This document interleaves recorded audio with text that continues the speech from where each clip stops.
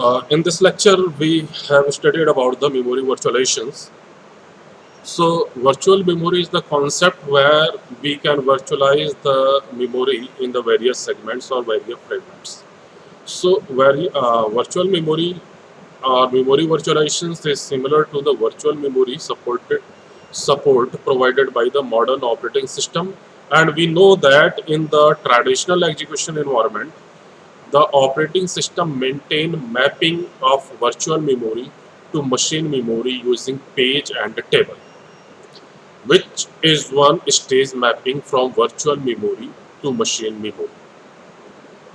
All modern operating system like as a 32-bit or 64-bit include a memory management unit that is called MMU and a translation look aside buffer that is the TLB to optimize virtual memory performance. However, in a virtual execution environment, virtual memory virtualizations involve sharing the physical system memory in RAM and dynamically allocating it to the physical memory of virtual machine. That means a two-stage mapping process should be maintained by the guest operating system and the virtual machine monitor respectively. Virtual memory to physical memory and physical memory to virtual memory. Furthermore, MMU means memory management unit virtualizations should be supported, which is transparent to the guest operating system. The guest operating system continue to control the mapping of virtual address to the physical memory address of virtual machine. But the guest operating system cannot directly access the actual machine memory. The virtual machine memory is responsible for mapping the physical memory to the actual memory as shown in figure. Two-level memory mapping procedure. Since as we know that each page table of the guest operating system has a separate page table in the virtual machine monitor corresponding to it, the virtual machine monitor page table is called shadow page table. Nested page table add another layer of indirection to the virtual memory. The MMU unit already handle virtual to physical translation as defined by the operating system. Then the physical memory address the translated to machine address using another set of page table defined by the hypervisor. Since modern operating system maintain a set of page tables for every process, the shadow page table will get flooded, and concurrently the preference overhead and cost of memory will be very high. So in this figure, you can see there are two virtual machine 1 and virtual machine 2. Each virtual machine have their own process. Like as in VM, we have a two process 1 and a process 2. And suppose that process 1 have execute more than one task, like as in this case, we have a 6 task with the process 1. And process 1 can execute this task, then it can communicate with the machine memory, original machine memory. But before communicating with the host machine memory, it will be communicate with the physical memory of a virtual machine M1. As we know that there are some instructions which are privileged instructions and there are some which are non-privileged or non-critical. So the instructions which are not critical is called is direct communicate with the machine memory. So here we see that process 2 will send a direct message to the machine memory because this one is a non-critical instructions. and which instructions are critical. Firstly, it will go on the physical memory of a virtual machine or guest operating system. Then this physical memory can communicate with the machine memory.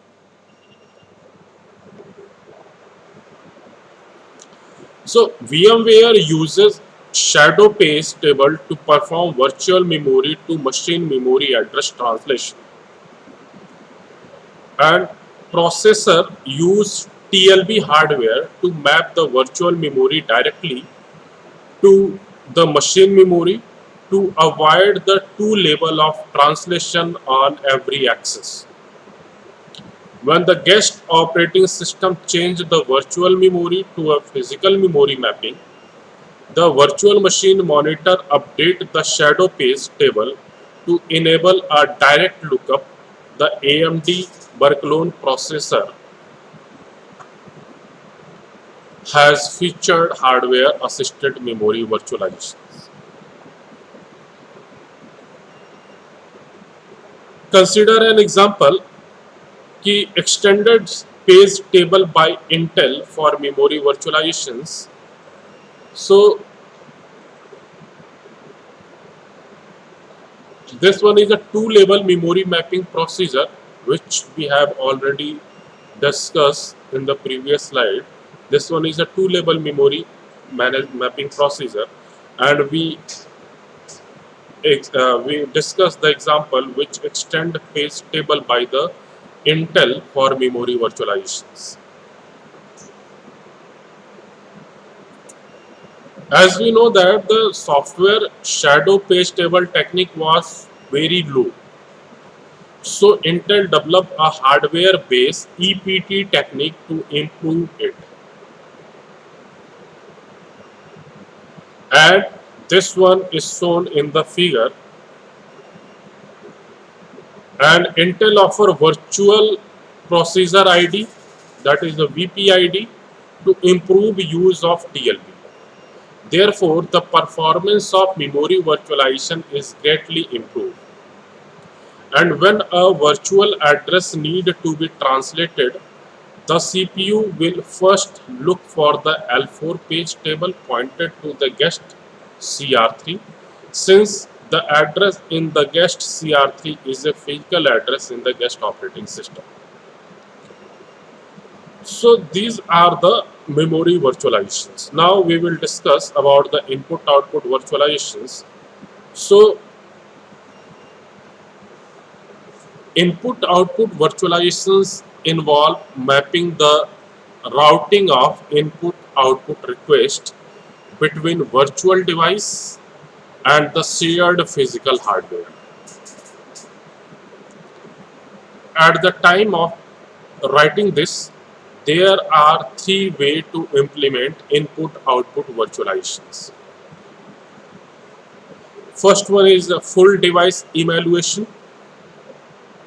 Second one is a para virtualizations, and third one is a direct input output. So there are three ways to implement input output virtualizations. First one is a full device emulation. Second one is a para virtualizations, and third one is a direct input output. Full device emulations is the first approach for input output virtualization, and generally this approach emulate well-known real-world devices. And this figure shows a device emulation for input-output virtualizations implemented inside the middle layer that map the real input-output devices into the virtual address for the guest device driver to use. So in this figure you have seen that there is a device driver, input output stack, device emulation, device driver, and guest operating system. And these are the virtualizations layer. So in the bottom line there is a real device which may be different from virtual device.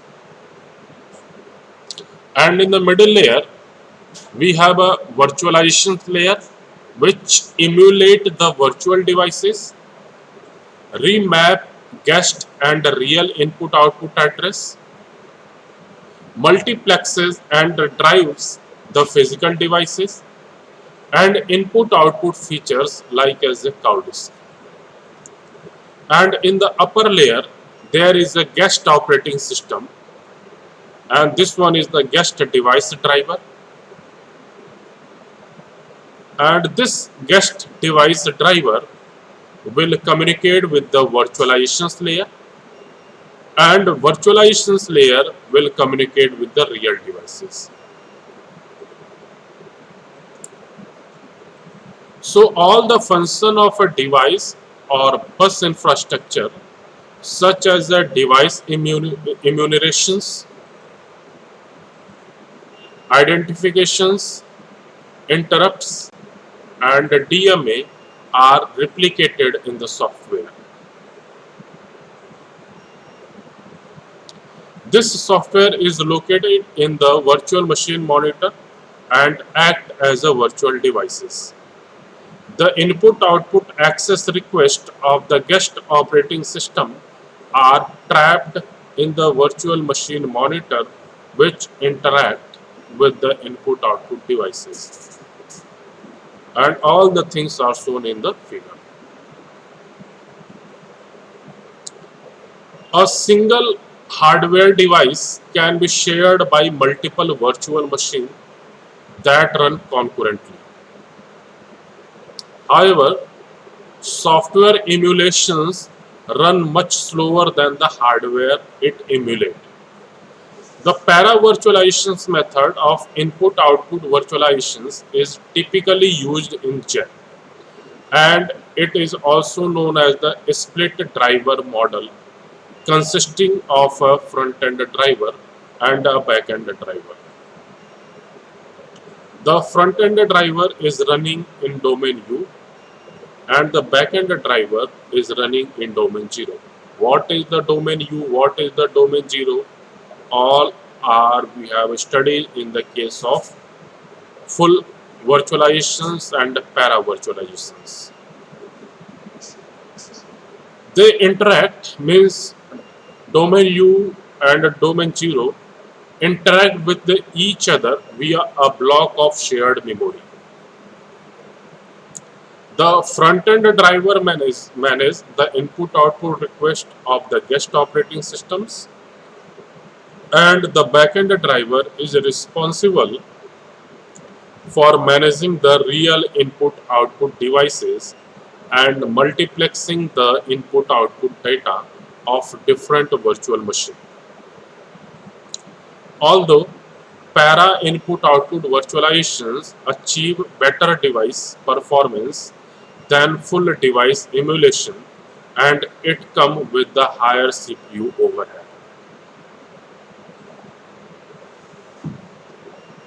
Direct input-output virtualizations let the virtual machine access the device directly, and it can be achieved close to native performance with, without high CPU cost.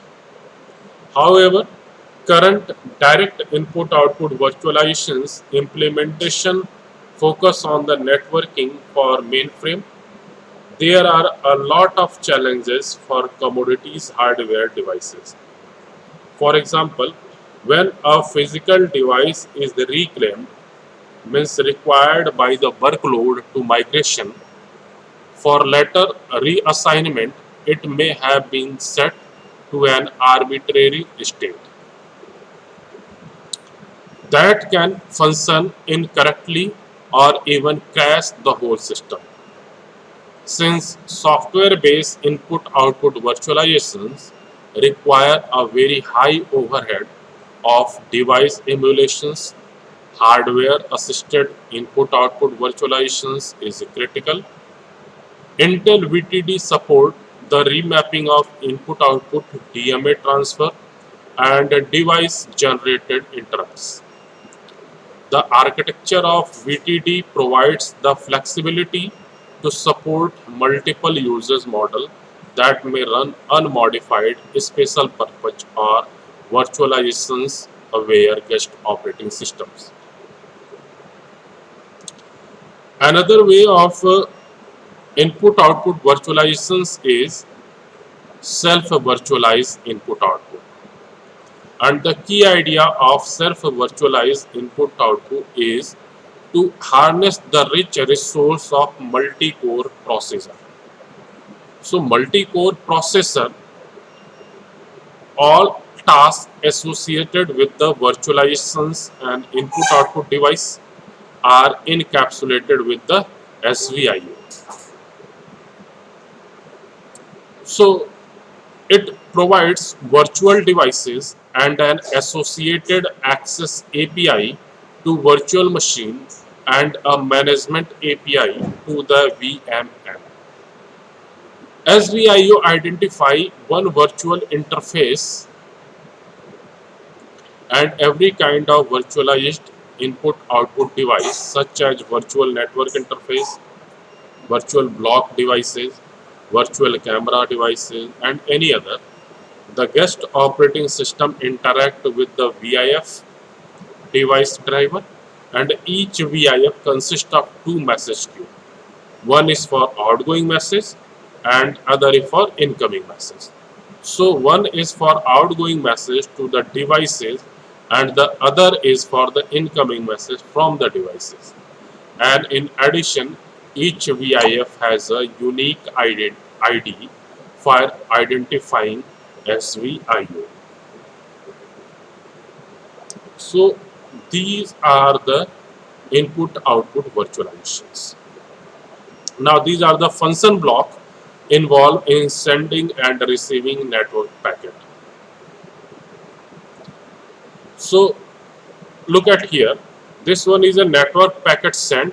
So firstly, this packet will available on the guest operating system and it send a command out to input output port. Now it will be go on the virtual machine monitor and a virtual machine monitor context switch with the VM driver.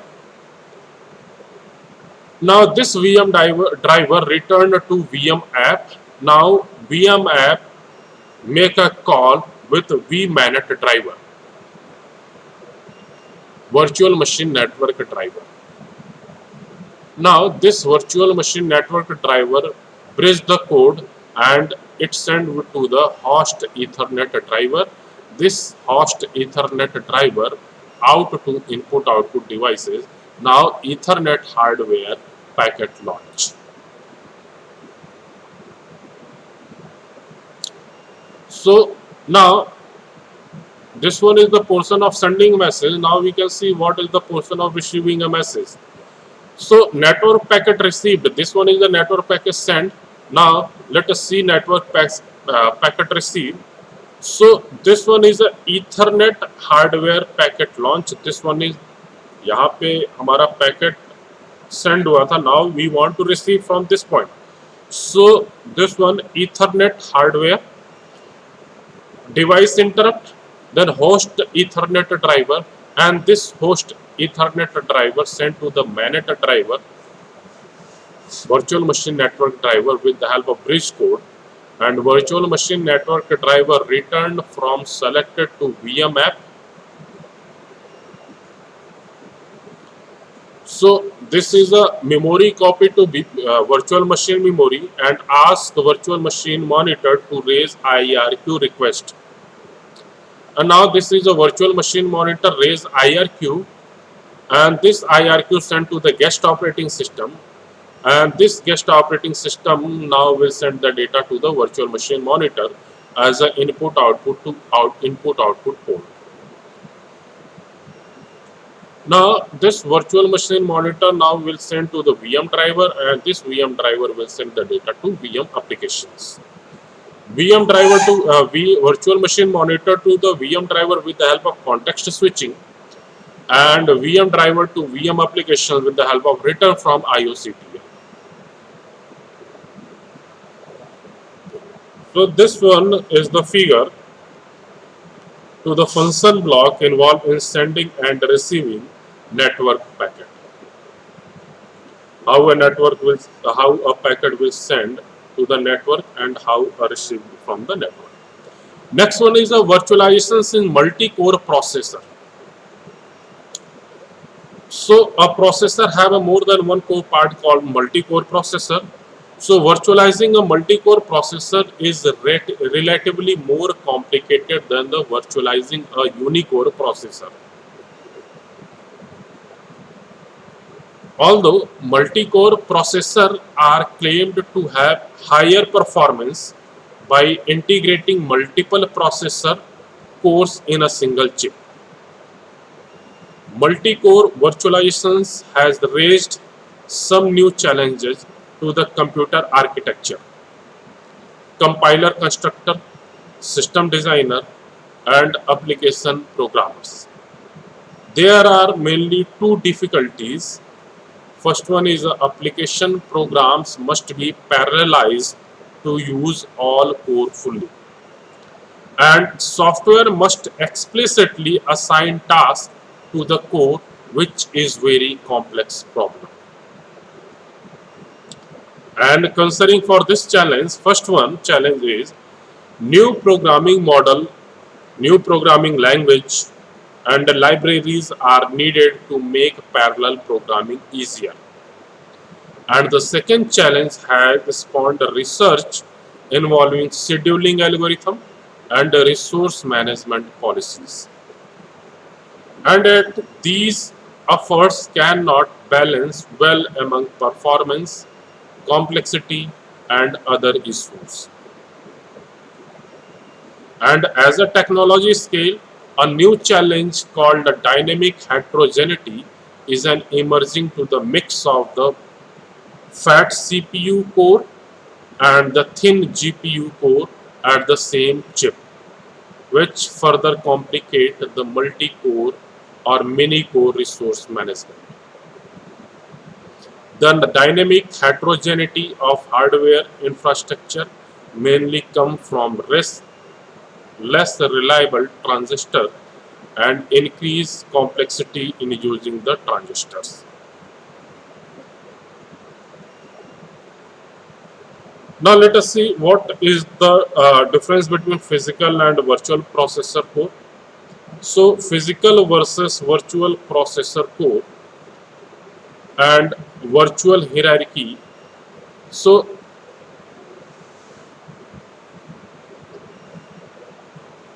Wells proposed a multi-core virtualizations method to allow hardware designer to get an abstractions of the low-level detail of the processor code.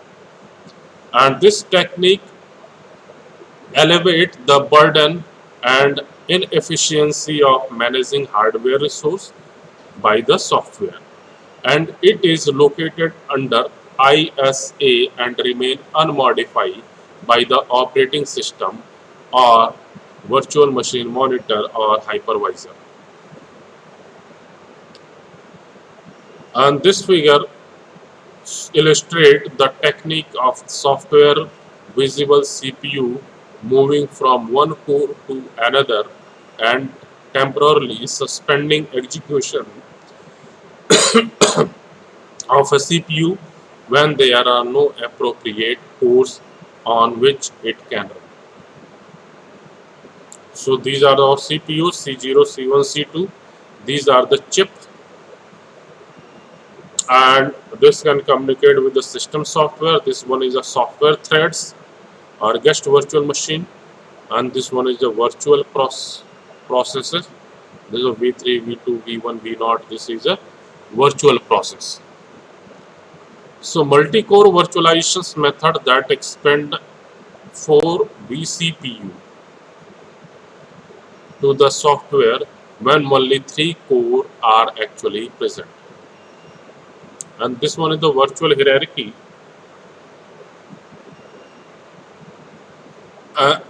In virtual hierarchy, the emerging many core chip multiprocessor provide a new computing landscape. Instead of supporting time sharing jobs on one or few core, we can use the abundant core in a space sharing where single-threaded or multi-threaded jobs are simultaneously assigned to separate groups of core for long time interval. And this idea was originally suggested by Marty and Hill. To optimize for space shared workload, they proposed using virtual hierarchies to overlay a coherence and caching hierarchy onto a physical processor. Unlike a fixed physical hierarchy, a virtual hierarchy can adapt to fit how the work is space shared for improved performance and performance isolations. And this one is the mapping of VM into adjacent code.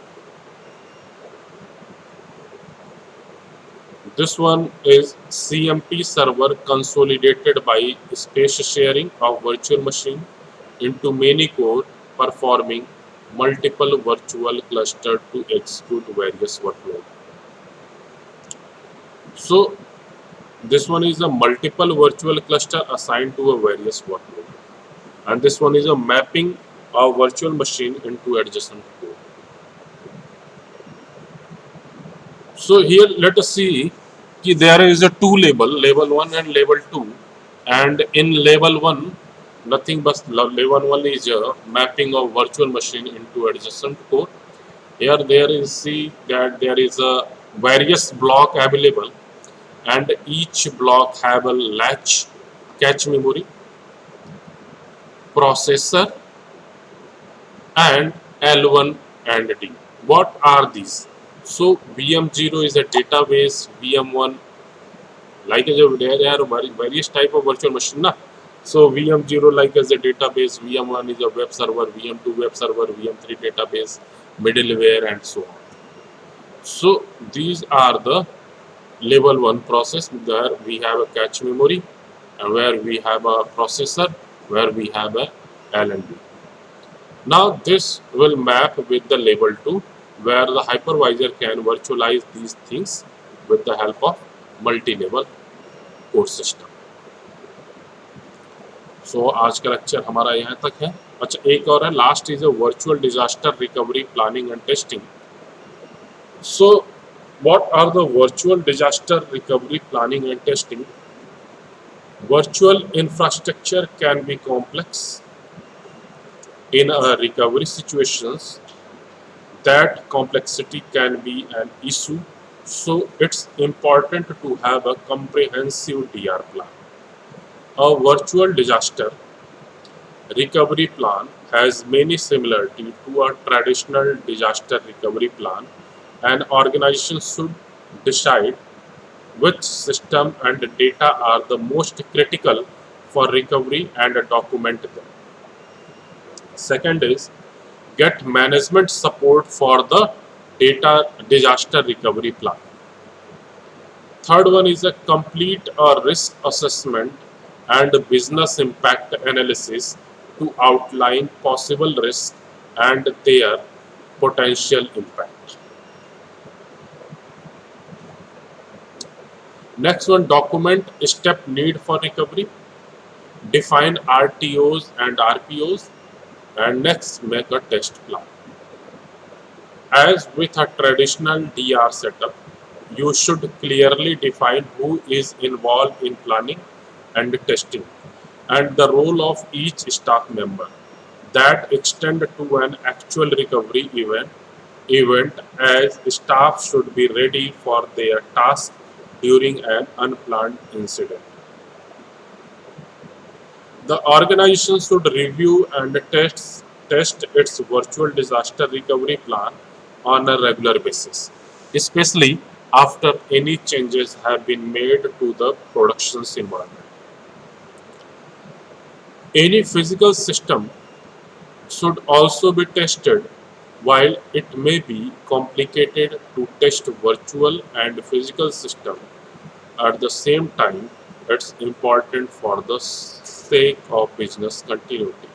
So this is the way how virtual disaster recovery plan can be done and how a virtual disaster recovery planning can be tested.